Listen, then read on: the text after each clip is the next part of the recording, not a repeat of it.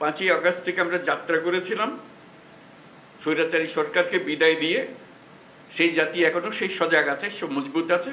সে মজবুত জিনিসটা দুনিয়ার সামনে তুলে ধরা। তারা যেন মনে করছে যে এর মধ্যে ঠান্ডা হয়ে গেছে। ওটা ঠান্ডা আমরা হই নাই। পুলিশ বলে যে স্যার একটা মারি তো 4টা দাঁড়ায় যায়, এখনো 4টা না 40টা দাঁড়াবে।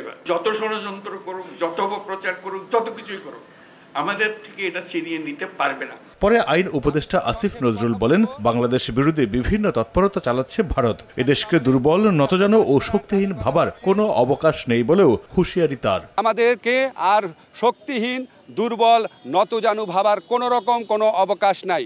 যে কোনো ধরনের অপপ্রচারণা এবং উস্কানির বিরুদ্ধে আমরা ঐক্যবদ্ধ থাকব এবং আমরা আমাদের ঐক্য অটুট রাখব। ভারতের সাথে বাংলাদেশের যত চুক্তি হয়েছে গত 15 বছরের ফ্যাসিস্ট শাসন আমলে, সেটা প্রকাশ করার দাবি করা হয়েছে এবং একই সাথে